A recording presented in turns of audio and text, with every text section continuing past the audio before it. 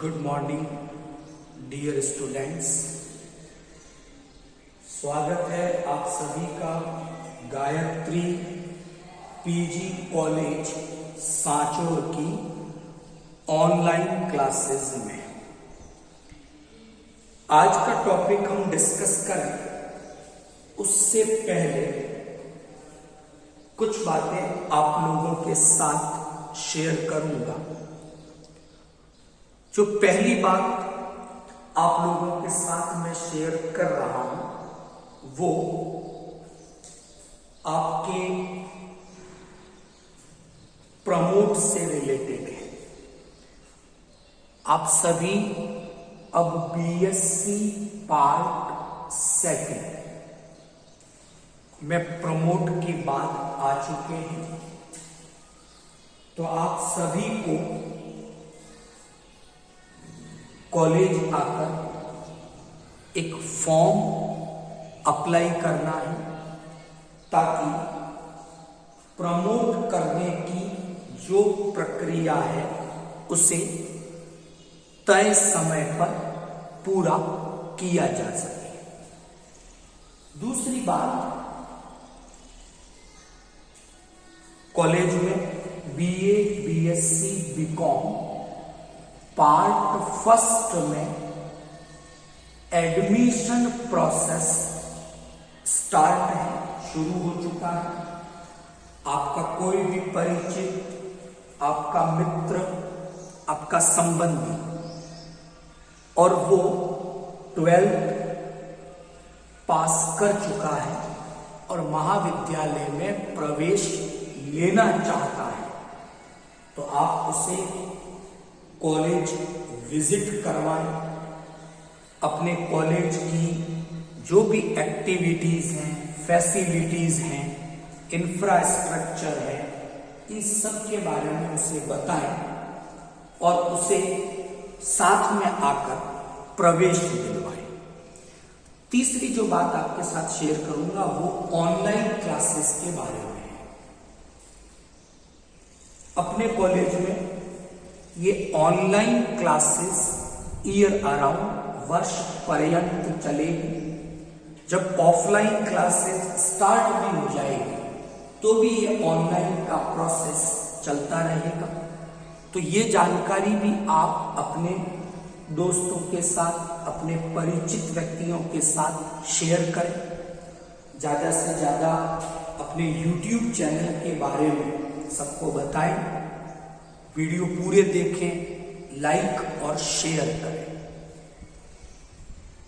आज जो टॉपिक अपन डिस्कस कर रहे हैं वो है एम्ब्रियोन और कोरियन,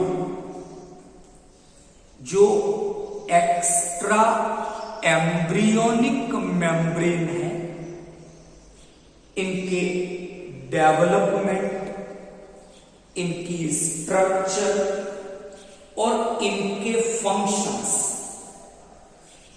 इनके बारे में आज के लेक्चर में हम लोग डिस्कस करेंगे। जो टॉपिक हम लोग डिस्कस कर रहे हैं, एक्स्ट्रा एम्ब्रियोनिक मेम्ब्रेन, अतिरिक्त भ्रूणीय झिल्लियां। यूनिवर्सिटी के एग्जाम में ये एक बड़ा क्वेश्चन बनता है और आज हम इस टॉपिक का तीसरा पार्ट डिस्कस कर रहे हैं। इस टॉपिक के फर्स्ट पार्ट में हमने एक्स्ट्रा एम्ब्रियोनिक मेम्ब्रेन के इंट्रोडक्टिव पार्ट के बारे में डिस्कस किया था। पार्ट सेकंड में यॉर्क सैक मेम्ब्रेन, जो एक एक्स्ट्रा एम्ब्रियोनिक मेम्ब्रेन है, वो कैसे डेवलप होती है, उसकी स्ट्रक्चर कैसी है और अलग अलग एनिमल्स, रेप्टाइल में, बर्ड्स में और मैमल्स में उनके क्या फंक्शंस थे, ये हमने डिस्कस किया था। आज हम डिस्कस कर रहे हैं एमनियन और कोरियन, इन दो एक्स्ट्रा एम्ब्रियोनिक मेम्ब्रेन के बारे में। अच्छा, हम इनको साथ में इसलिए पढ़ रहे हैं कि एम्ब्रियोनिक जब डेवलपमेंट होता है, भ्रूणीय परिवर्धन की जब प्रोसेस होती है, तो उस समय एमनियन और कोरियन का डेवलपमेंट साथ साथ होता है। तो सबसे पहले यॉक सैक बनती है, फिर एमनियन और कोरियन का साथ साथ डेवलपमेंट होता है। तो शुरू करते हैं इन दो एक्स्ट्रा एम्ब्रियोनिक मेम्ब्रेन के बारे में। यॉक सैक हम डिस्कस कर चुके हैं, तो आज दूसरी जो एक्स्ट्रा एम्ब्रियोनिक मेम्ब्रेन है एमनियन, और तीसरी जो एक्स्ट्रा एम्ब्रियोनिक मेम्ब्रेन है कोरियन, इनके बारे में हम डिस्कशन करेंगे। पहली चीज, फर्स्ट लेक्चर में EEM के फर्स्ट पार्ट में हमने ऐसा डिस्कस किया था कि जो मीजोडर्म थी वो स्प्लिट हुई, विपाटित, और मीजोडर्म में स्प्लिट होकर एक तो बनाई सोमेटिक मीजोडर्म और दूसरी उसने बनाई स्प्लैटनिक मीजोडर्म, ये बताया था मैंने। और फिर एक जानकारी दी थी, एक्टोडर्म प्लस सोमेटिक मीजोडर्म, इन्हें सम्मिलित रूप से नाम दिया सोमेटोप्ल्यूड। क्लियर? ऐसे ही स्प्लैंक्निक मीजोडर्म और एंडोडर्म, इन्हें सम्मिलित रूप से नाम दिया स्प्लैंक्नोप्ल्यूड। तो दो स्ट्रक्चर आई हमारे पास, सोमेटोप्ल्यूड और दूसरी स्ट्रक्चर आई स्प्लैंक्नोप्ल्यूड, और इन्हीं संरचनाओं से, सोमेटोप्ल्यूड से या स्प्लैंक्नोप्ल्यूड से, ये एक्स्ट्रा एम्ब्रियोनिक मेम्ब्रेन डेवलप होती है। शुरू कर रहा हूं मैं एमनियन से। क्या मैंने लिखा कि जो एमनियन है,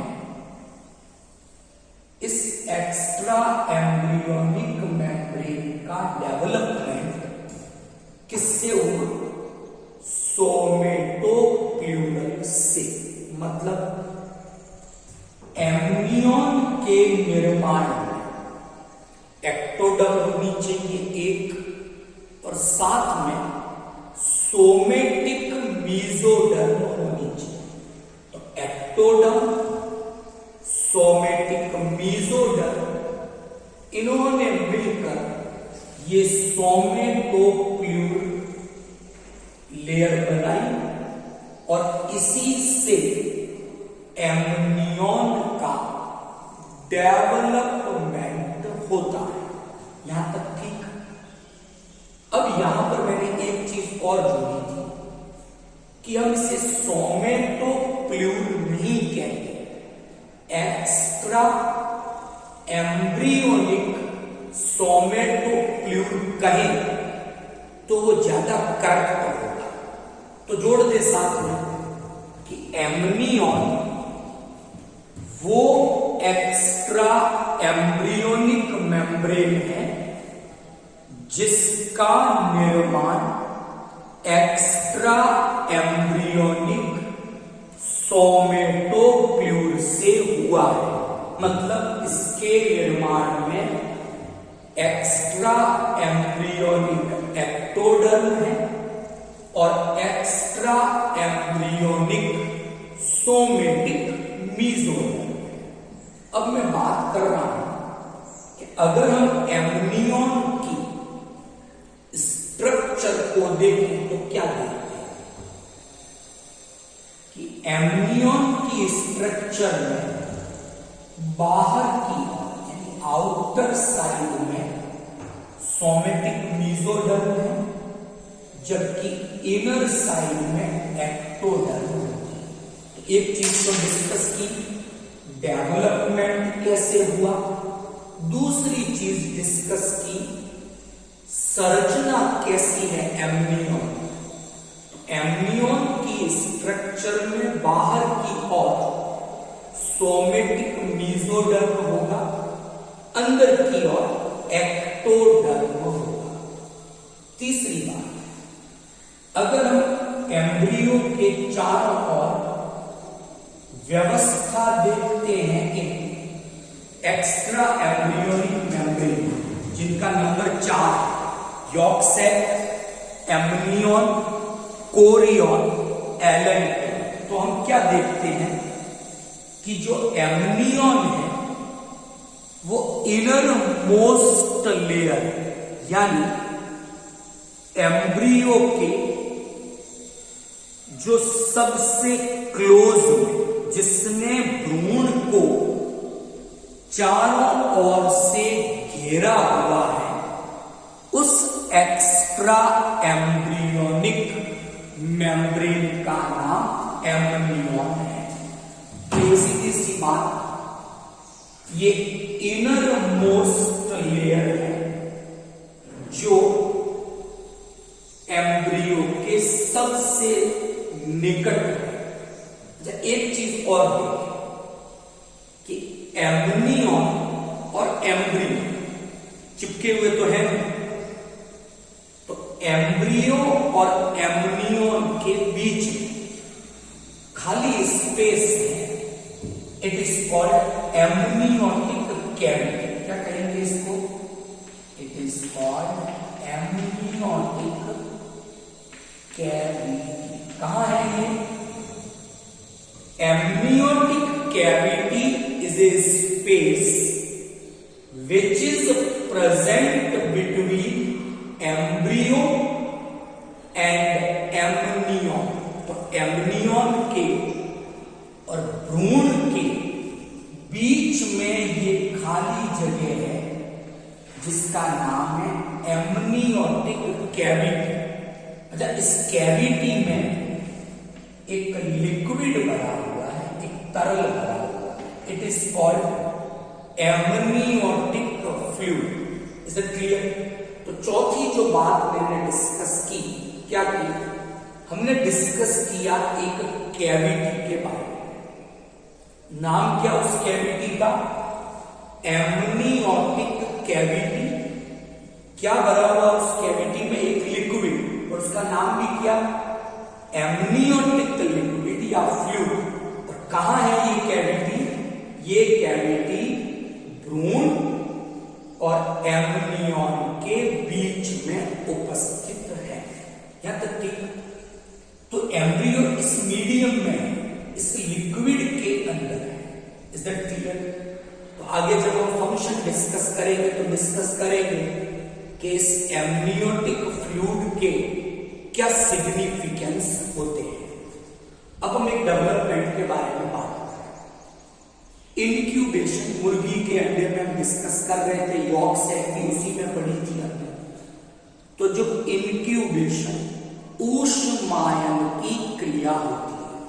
ऊष्मायन के बारे में मैंने आपको बताया था कि मुर्गी अपने अंडे पर बैठती है, उसे ऊष्मा देती है ताकि अंडे में परिवर्तन की क्रियाएं हो सके।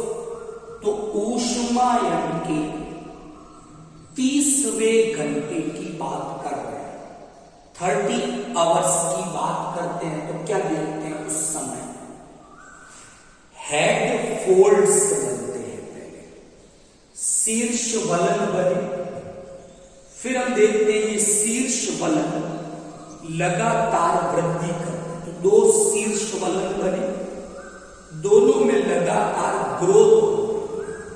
फिर हम देखते हैं ऊष्मायन का तीसरा दिन, थर्ड डे ऑफ इंक्यूबेशन, हम देखते हैं 2 टेल फोल्ड बन जाते हैं, तो 30वें घंटे में तो 2 हेड फोल्ड बने, और तीसरा दिन आते आते हम देखते हैं 36वें घंटे की 48 घंटों के बाद हम देखते हैं कि धीरे धीरे अब बनने लगते हैं टेल फोल्ड, और तीसरे दिन तक आते आते दोनों टेल फोल्ड कंप्लीट हुए, और चौथे दिन हमने क्या देखा, हेड फोल्ड टेल फोल्ड के साथ कनेक्ट हो गया, और इस संरचना को हम नाम देते हैं सीरो एम्ब्रियोनिक कनेक्शंस। तो ये चौथे दिन हम क्या देखते हैं परिवर्तन के दौरान कि जो हेड फोल्ड थे वो टेल फोल्ड के साथ जुड़ जाते हैं, इसको हम कहते हैं सीरो एम्ब्रियोनिक कनेक्शंस। तो ये जो सीरो एम्ब्रियोनिक टिश्यूज बने, इसके एंटीरियर पार्ट से एम्नियन बनती है, क्लियर, एम्नियन का निर्माण हो गया। क्या संरचना है, क्या अरेंजमेंट है, ये सब हमने डिस्कस किया। अब मैं बात करूंगा एम्नियन के फंक्शन। सबसे पहला काम है इसका प्रोटेक्शन, सुरक्षा। हमने क्या कहा था कि भ्रूण और एम्नियन के बीच एक कैविटी है, एम्नियोटिक कैविटी, उसमें एम्नियोटिक तरल भरा हुआ है, फ्लूइड भरा हुआ है।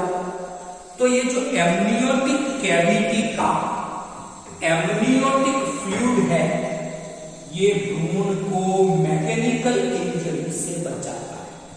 किसी भी प्रकार का कोई यांत्रिक आघात भ्रूण तक नहीं पहुंचे, उसे वहीं रोक देना, सुरक्षा प्रदान करना, ये सबसे इंपॉर्टेंट काम एम्नियन एक्स्ट्रा एम्ब्रियोनिक मेम्ब्रेन का है। दूसरा, ये लिक्विड जो एम्नियोटिक फ्लूइड है, ये भ्रूण को सूखने से बचाएगा, ड्राई नहीं होने देगा, और तीसरा घर्षण से बचाएगा।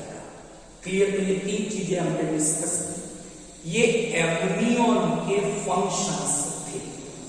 तो यहां तक आपको एम्नियन जो एक्स्ट्रा एम्ब्रियोनिक मेम्ब्रेन है उसके बारे में समझ में आया। अभी तक हमने यॉर्क सैक के बारे में डिटेल डिस्कशन की, अब एम्नियन के बारे में डिटेल डिस्कशन की। अब हम डिस्कशन करेंगे कोरियन के बारे में। ये तीसरी एक्स्ट्रा एम्ब्रियोनिक मेम्ब्रेन है। इसका डेवलपमेंट एम्नियन के साथ साथ होता है। कैसे होता है, क्या है, डिस्कस करें। पहली बात मैंने लिखा है यहां पर सोमेटोफिल, अभी भी डिस्कस किया था।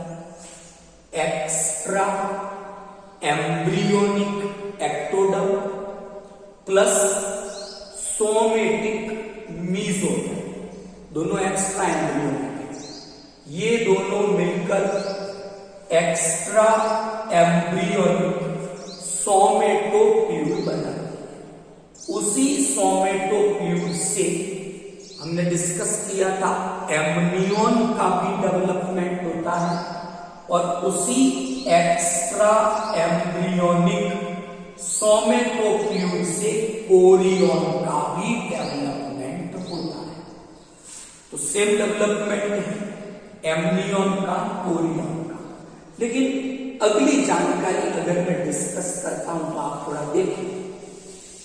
अरेंजमेंट, एम्नियन में अरेंजमेंट अलग टाइप का है, कोरियन में अलग टाइप। बिल्कुल अपोजिट दिख रहा है। एमनियन में आउटर में सोमेटिक मेसोडर्म थी, लेकिन कोरियन में आउटर है एक्टो। बनी हुई तो सोमेटोफ्यूज से दोनों, लेकिन दोनों का अरेंजमेंट अलग है। कोरियन में आउटर पार्ट एक्टोडर्म बनाएगी, इनर पार्ट सोमेटिक मेसोडर्म बनाएगी। तो इस अरेंजमेंट में, इस व्यवस्था में कोरियन और एमनियन एक दूसरे से बिल्कुल अपोजिट होते हैं। तीसरी बात, वो तो मैंने कहा था एम्ब्रियो के सबसे क्लोज है, ये आउटर मोस्ट, यानी जो 4 एक्स्ट्रा एम्ब्रियोनिक मेम्ब्रेन है, उसमें जो एक्स्ट्रा एम्ब्रियोनिक मेम्ब्रेन सबसे बाहर की ओर है, which is the outer most layer, वो कोरियन है। ये सबसे बाहर की है।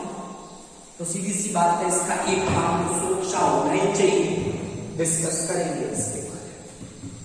तो वही जिस तरह से एम्ब्रियन का डेवलपमेंट पड़ा, 30वें घंटे में हेड फोल्ड बने, तीसरे दिन टेल फोल्ड बने, चौथे दिन सीरो एम्नियोटिक कनेक्शन बना, उसके एंटीरियर से एम्नियन बनी और वो पीछे की ओर एक्सटेंड हुआ, पीछे की ओर बढ़ा और उसने निर्माण किया कोरियन का। तो कैसे डेवलपमेंट हुआ वो भी ठीक है। अच्छा, एम्नियन और कोरियन, इन दोनों के बीच में एक कैविटी बनती है जिसे सीरो एम्नियोटिक कैविटी के नाम से जाना जाता है। सीरो एम्नियोटिक कैविटी, देखो वो तो थी एम्नियोटिक कैविटी जो भ्रूण और एम्नियन के बीच में, यह है सीरो एम्नियोटिक कैविटी। ये भी एक कैविटी है और ये किसके किसके बीच में है? एम्नियन के और कोरियन के बीच में। अच्छा, इस कैविटी को हम एक्स्ट्रा एम्ब्रियोनिक सीलम, अतिरिक्त भ्रूणीय देह गुहा के नाम से भी जानते हैं। तो वो एक कैविटी भी प्रेजेंट है एम्नियन और कोरियन के बीच में। अब कोरियन क्या क्या काम करती है, इस पर थोड़ा सा हम लोग डिस्कस करेंगे। नंबर 1, सबसे बाहर है तो प्रोटेक्शन का काम, सुरक्षा का काम होता है। अच्छा, सबसे बाहर है, प्लेसेंटा के फॉर्मेशन में पार्टिसिपेट करती है। तो प्लेसेंटा, अपरा जो बनता है, जो अपरा का निर्माण होता है, उसमें कौन पार्टिसिपेट करेगा? कोरियन। तीसरा, कोरियन एलेंटॉइड, जो चौथी एक्स्ट्रा एम्ब्रियोनिक मेम्ब्रेन है, जिसके बारे में हम 4th पार्ट में कल डिस्कस करेंगे। तो कोरियन एलेंटॉइड के साथ मिल जाती है, बनाती है एलेंटोकोरियन, और ये एलेंटोकोरियन गैसेस एक्सचेंज, रेस्पिरेशन की प्रोसेस में पार्टिसिपेट करती है। आई होप आज जो हमने 2 एक्स्ट्रा एम्ब्रियोनिक मेम्ब्रेन डिस्कस की, एम्नियन, कोरियन, इनका डेवलपमेंट, इनका स्ट्रक्चर, इनके फंक्शंस आपको समझ में आए होंगे। कल के लेक्चर में हम लोग जो लास्ट एक्स्ट्रा एम्ब्रियोनिक मेम्ब्रेन है, जो सबसे लास्ट में बनेगी, एलेंटॉइक, उसके बारे में हम डिस्कस करेंगे। तो आज का लेक्चर आपको समझ में आया होगा। Thank you all of you.